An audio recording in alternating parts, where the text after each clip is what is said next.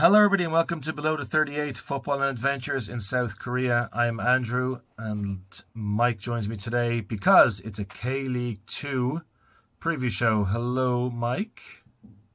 How are you getting on? Yeah, great. We don't have to waste time with K-League 1 this weekend. We're back to the serious stuff. An international break means there is no action in top flight of Korean football this weekend. You can listen to Luke, Mike, and myself, Andrew, talking about the weekend that was. Somewhere on your YouTube feed. We also give our thoughts on the pros and the cons of an international break. The good thing about having a team in K-League 2 is you don't have to worry about the international break. There is a full set of fixtures on. Of course, with 17 teams being in the league, it means that one team will not be taking to the field this weekend, and that is bottom place Gimhae. So again, don't forget to check out all our social media pages, Twitter, YouTube, Instagram, and you can find some videos that we've done from K-League 1, K-League 2, and K3, and also some halftime and full-time analysis from the K-League 1 clash between FC Anyang and Incheon United last weekend. More and more of this stuff to come, including potentially games that will be going to this weekend. We will get on to that one in a second. Mike, let's just look at the upcoming fixtures. There are a lot of fixtures, as we know, in K-League 2, and there's a lot of fixtures that even at this early stage of the season, there isn't a huge amount riding on them. So these are the games, and I'll probably pick out the three biggest ones and get Mike's opinion on them, see what he thinks. So the weekend starts at 2 o'clock on Saturday, March 28th, with a humdinger down in Isunchin between Gyeongnam Ansan FC and Hwasong. At the same time, the Suwon Bluewings revisit Yongin for the first time since they were temporarily housed at Yongin Mida Stadium. They take on new side Yongin. It's a bit of a derby, but then again, Gyeonggi-do has thousands of derbies. One game that's absolutely not a derby is at 4:30 on Saturday. That's Ansan Greeners versus Gyeongnam. It's one of the furthest away trips any team in K-League 2 is going to have to make this season. Same time, Cheonan City FC hosts Gyeongnam Dragons. Gyeongnam started with a win, and now they've lost 3 in a row, so their season looks over before April has even come around. And the final Saturday game, this is one of 3 that takes place at 4:30, and it's another potential big one between Songnam FC and Gimpo. Songnam got their first win of the season. I was there against Gyeongnam Ansan. Gimpo started with a couple of wins, and they've had a setback since then. Let's start with that one, jump straight in. Mike, a fixture between two sides that normally see themselves as playoff contenders. What are you reading into their start to the season? Well, neither have started exactly how they wanted, but also not too bad. They've both only played 3 games each, and Gimpo have got 2 wins. Songnam have got a win and are undefeated. So, to be honest, they might like to be doing better, but with the big 3 who are first, third, and fourth at the moment, probably not too bad, to be honest. What makes this game so intriguing is it has that feel that come the end of the season, both of those sides are going to look back at this fixture, and if one of them loses, they're going to regret dropping the points, because it does feel like at least the playoff positions 6-pointer. Not too sure either of these sides will make it to the automatics, but definitely the both promotion pushes. So it's a big game, and I think Songnam, they're off the mark with that first win. They're going to want to carry that on. Gimpo need to stop them if they want to be in with a conversation. So I think that's possibly one of the picks of the weekend. Yeah, I think when they announced there was going to be an expansion to K-League 2, it was probably clubs like Songnam and Gimpo. They probably thought, okay, this is a really big chance of us going up, because with 3 automatic promoted sides and then potentially another one through the playoffs, it looked good. It looked good for an outside bet to come in and sneak into third and go up automatically. But like you're saying, Songnam are already 7 points off first. Now, they have played a game less than the Bluewings, but they're already approaching the sort of territory that you don't want to be in. I mean, they simply can't afford to drop too many more points if they want to be champions, which they are unlikely to be. But that's one of the 3 spots gone. Suwon FC are also enjoying a 100% record, albeit they've also played a game less. So yeah, I think for Songnam, I could probably give Songnam a better chance of going up than Gimpo, just because they were so close last season, albeit with pretty much a different squad. But A defeat here for Songnam on Saturday, and looks like a really tall order, doesn't it? Yeah, it does indeed. I think it does make it seem like it might be a cagey game, though. That's the only issue with Yeah, when you get yeah. fixtures with that much riding on them. I think two teams that don't score many goals either. It could be 4-4, and maybe we regret not going to this one on Saturday. On to Sunday, three matches. Two of them kick off at 2 o'clock. A huge opportunity for Busan to pick up another 3 points away to Chumbuk Cheongju. Cheongju probably fancied themselves to have a slightly better season than they currently are, but again, it's very early days. Busan, I think, have been a surprise package so far in K League 2, and if they can win that game, it won't be easy, but if they can win that game in Cheongju, we might have to have a serious conversation about them being potential automatic promotion hopefuls. Two games after that, again, one of them is at 2 o'clock. That's Suwon FC versus Paju Frontier, dark horses for the playoffs, and Daegu against Seoul Leland. Daegu potentially heading towards last chance saloon already. Let's jump back into Suwon FC versus Paju. Suwon have had a week off, but they still have 9 points from three matches. Paju have won two in a row. Did you see that one coming? No, but I mean, I must be honest, like Padu's 3 points at the Wa Stadium were not particularly well earned. There was quite a few moments there where that could have gone either way. I A missed penalty. yeah, definitely, and major question marks on Padu's penalty too. But that aside, Suwon FC does the 1 week break, is it going to harm them, or are they just going to carry on just scoring for fun? I would probably say they're going to keep scoring, and this is going to be an easy 3 points for Suwon FC. Yeah, scoring for fun. That's how Suwon FC do it. They've scored 9 in their first three matches. If they score early, yeah, you do get the feeling it could be a long, long day for Paju Frontier. And the other one, Daegu, surprise defeat, I would have thought, to Busan. I thought they would have come away from that game with a draw. They were 3-0 down up until Jang Ho-ik's 96th-minute consolation own goal for Daegu. It's a heavy, heavy defeat. Busan are obviously improved this season, albeit it's very early into the campaign. I won't be going to that match, but that seems like the most intriguing fixture of any of the ones in K League 2 this weekend. I mean, I'm not so sure about that, to be honest, at this stage, because unless Eland are finally going to turn up and turn it around, they're looking poor. Like I said, we just said this in the week that was. They're supposed to have been real contenders to actually maybe even claim one of those three automatics, especially after last season. But unless this is actually a big surprise game, I've got a feeling that Daegu are going to take a long look at themselves from that defeat down in Busan, dust themselves off, and probably condemn Eland to being more concerned about being in the bottom half of the table than pushing for promotion. Hands up here. I thought Seoul Leland would finish second this season. I was looking at somebody posted, I don't know who they were, like a bunch of journalists had given their predictions at the start of the season, maybe 7 of them. It was definitely like a decent number, like it wasn't 2 or 3, and it was split, not quite evenly, between Seoul Eland and the Bluewings, and I think it was 4 of the 7 journalists had Eland to finish first, and the other 3 had the Bluewings to finish first. I had Bluewings 1, Eland 2. And yeah, like if they are to drop points on Saturday against another automatic promotion rival, that would put them 8 points adrift of Daegu at this early stage of the season. So enormous. Yeah, I think it's going to be a huge game. I think it's all or nothing. It's getting to that spot for Seoul Leland already. So there are 8 matches on. That involves 16 teams. That means one team has a weekend off, and they are Gimhae. And why is this significant? It's so harsh. Why is it significant? Go again. They are pointless. They've scored 2 and conceded 11. Now, in fairness, their last 2 matches were at home to the 2 clubs from Suwon. And if you see the highlights from that match against the Bluewings, it wasn't a 3-0 loss, but at the end of the day, it's recorded as a 3-0 loss. They were pretty competitive. They had a couple of really good chances in that game. But anyway, they are 0 for 4, and they have a weekend off. Does it give you confidence that Gimhae are in K League 2, Mike, knowing that the 17th place team goes into a relegation playoff for the K3 side?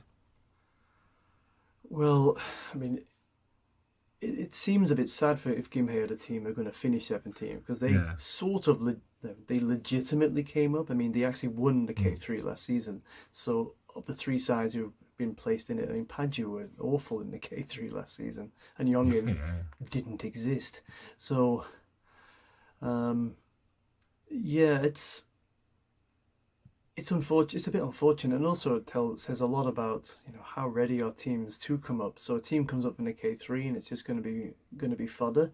There really needs to be some more structure in how the finances are distributed amongst the second and third divisions, etc. Because it it's just going to keep diluting the quality and diluting the quality of the league. The K2 wasn't too bad 5 6 years ago, in terms of what Mm. the product, but yeah, it's I do feel for Gimhae. Apart from I don't feel so much for what they did. They rebranded themselves a bit too much, I would say, to be honest, because they actually did have some history, forming in was it 2008. But yeah, the fact that they seem to be the legitimately promoted team, and Mm. now they're sat bottom with no wins. It doesn't look. It doesn't fill me with confidence that the league is ready for Mm. promotion relegation yet. I was just having a look at their fixtures while you were talking there. Their next home match is not until May, and that is against Busan. And at the moment, that's a fixture you'd imagine they're going to lose. There's a long way to go between now and then. They have a bunch of away games in April, and one of them, which is actually their next match, is away to Paju Frontier at 4:30 Sunday, April the 5th. We might chat about that in next week's show because they will be pointless still by the time that game comes around because they do have this weekend off. But Paju versus Gimhae is the game I'm looking forward to all season, and that is Sunday, the 5th of April at 4:30 p.m. So they're the fixtures we that are coming up this weekend. Let's talk about the games that we're going to. We're both at a game on Saturday. My game is starting before yours, I think, 2 o'clock. The Bluewings make their glorious return to Young and Muda Stadium. They finished the final 6 months or so of the 2024 season at Yongin when Big Bird was getting some pitch renovations done. Uh, at that point, Yom Gi-hun had already been fired and Byung Sung Won was the manager. And despite a slight uptick in form, it wasn't enough to get them into the playoffs to finish a disappointing sixth that season. I don't think the Blue Wings have got special memories of Young and Muda Stadium, but now there's a new team there that didn't exist before. They picked up a bunch of former Blue Wings players. Presumably, they'll all want to play against their former employers on Saturday. The Blue Wings away fan section is completely sold out. There's a decent chance there's going to be more Blue Wings fans at this match than there were at some of the games where they were the home team in Young and Muda Stadium a couple of years ago. Optimism is high after 4 straight wins. I promised myself I would never go back to Young and Muda Stadium, Mike, after my 7 or so times there. If you go onto the Footballogy app, you will see that I'm the number one visitor to that particular stadium. It's an honour I wish I didn't have. Do you think? Am I right in saying that? Um, I wouldn't say it's the. I'm trying to find a positive spin. So I've been there for three different events. The Yeah, inaugural Asian Women's Champions League that was played there. Not ideal at the time because it's so difficult to really get to. I mean, you can get there by monorail, which is kind of cool, but then you have to find a place to yeah. get on the monorail to do that in the first place. I've I've driven there, and I drove there for Korea versus Colombia. That was Korea women versus Colombia, so the crowd was extremely small, and still I had to park some distance from the stadium on some Mm. loose gravel. No idea how that stadium's going to handle more a busy day, but that's by the by. Um, the main thing for me is I've sat on the halfway line, front row, and you can still barely tell who's who. The distance to the pitch is ridiculous. That was never designed to be a football stadium. Um, Yeah. I'm not sure how many athletic events have been held or will ever be held there. So, and the away end is also ridiculous. It's very difficult to see what's happening. Mm. I would say I do remember the horrendous foul on Oh, here we go. oh Here yeah, we go. against Kang Soo-il by Bluewings, which, Yeah. you know, Mm. when Bluewings thought they were going to finish in the playoffs, it was it was terrible. It's another bad memory of Yongin Stadium. Um, I mean, it's an amazing structure. It looks great when you come in Yeah, on the it monorail. does. It It does does. look really Yeah. cool. But Hwasong does a bit when you drive in there as well. Then you get in there. What makes Yongin a little better than Hwasong is it doesn't have an arboreum between the away end and the pitch. Oh, well, running track number one of two before you get to the pitch. But yeah, I'm not a fan of Yongin Stadium. Not fit for It's not fit for watching football, certainly. Unless they're going to bring in those kind of temporary stands, but that's just Mm. why build it in the first place if you're going to do that? Yeah, I So think even if there was no running track, it would still also not be fit for purpose. For a team like Yongin in K League 2, like it holds 37,000 people. It's obviously far. I mean, it's too big for almost every team in Korean right, and football. Yongin have had a team before, Yongin City, in the Mm. National League, and it folded because lack of interest and lack of support for that team.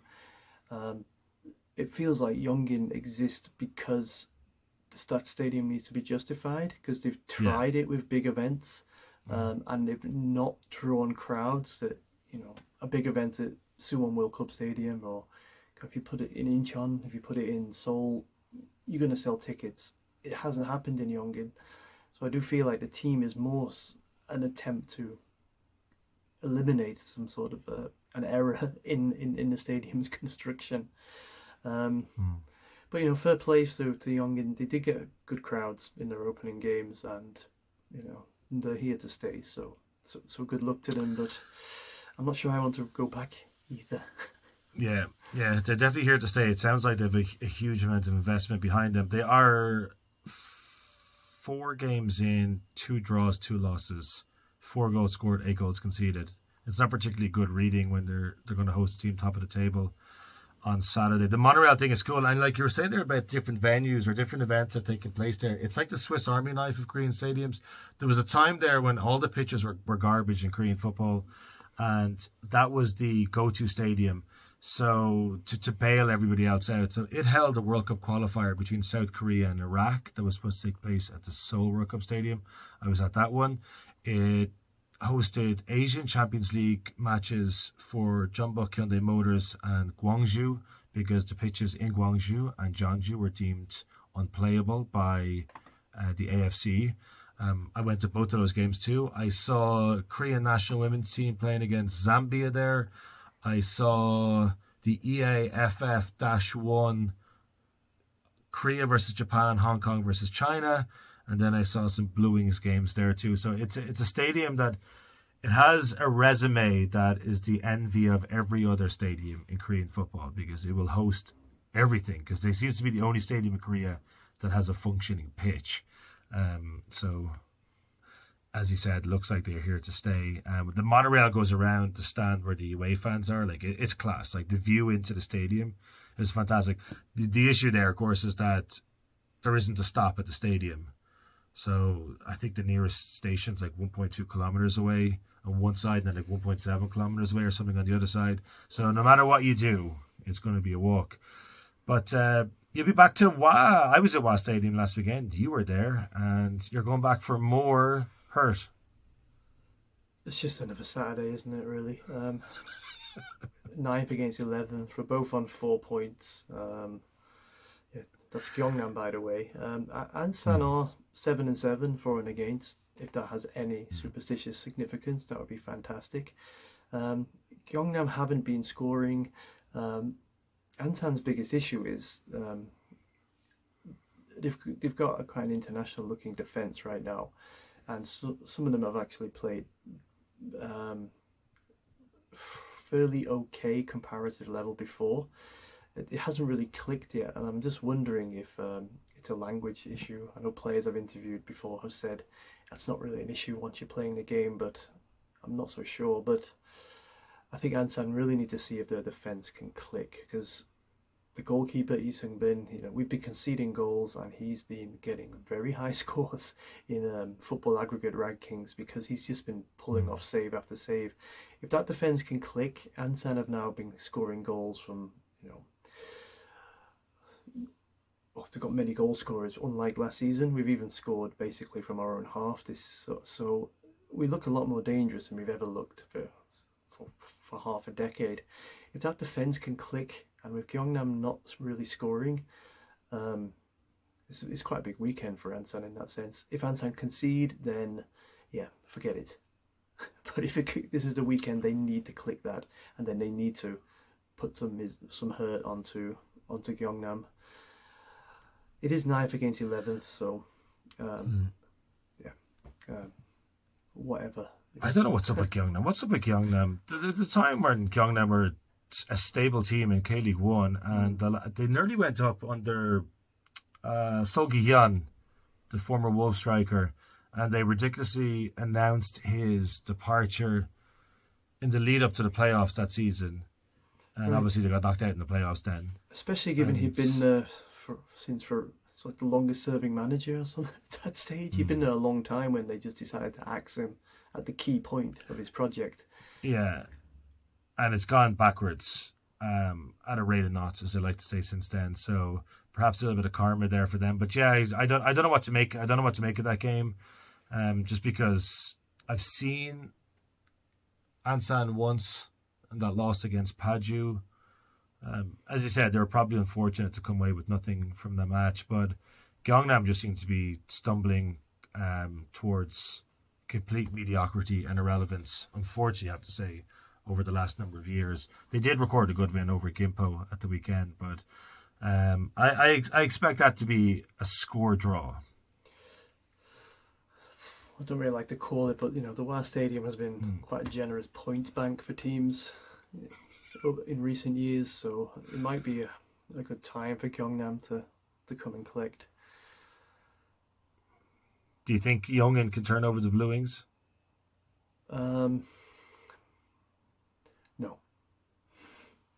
If I gave you 100,000 won of my money, where would you put it?